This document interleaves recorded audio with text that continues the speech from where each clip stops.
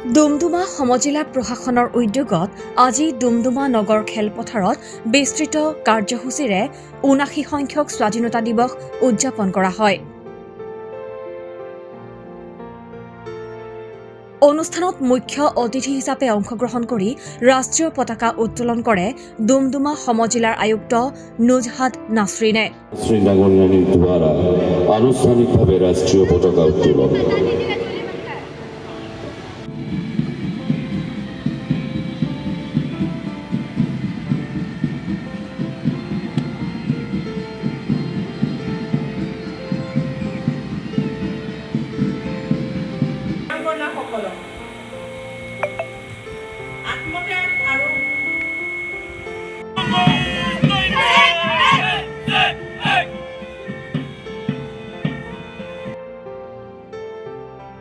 তেওঁ অসম আৰক্ষী, ৰাষ্ট্ৰীয় শিক্ষাৰ্থী বাহিনী, স্কাউট এণ্ড গাইডৰ কেডেটসকলৰ কুচকাৱাজৰ অভিবাদন গ্ৰহণ কৰে।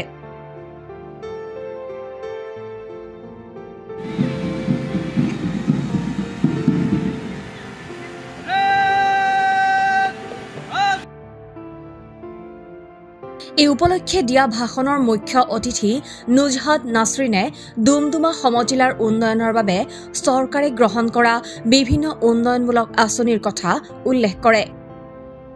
অনুষ্ঠানত স্থানীয় বিভিন্ন বিদ্যালয়ৰ শিক্ষাৰ্থীয়েও কেইবাটাও সাংস্কৃতিক কাৰ্যসূচীত অংশগ্ৰহণ কৰে। দেশৰ ৭৯ সংখ্যক স্বাধীনতা দিৱসৰ এই পবিত্ৰ ক্ষণত মই আপোনালোকক উষ্ম অভিনন্দন জনাইছোঁ। আজি আমি আমাৰ দেশৰ ৭৯ সংখ্যক স্বাধীনতা দিৱস উদযাপন কৰিবলৈ ডুমডুমা নগৰ খেলপথাৰত সমবেত হৈছোহি। এই পবিত্ৰ ক্ষণত তিৰংগা পতাকাৰ তলত সমবেত হোৱা সকলোলৈ স্বাধীনতা দিৱসৰ শুভেচ্ছা আৰু শ্ৰদ্ধা জ্ঞাপন কৰিছোঁ। আনুষ্ঠানিকভাৱে ৰাষ্ট্ৰীয় পতাকা উত্তোলন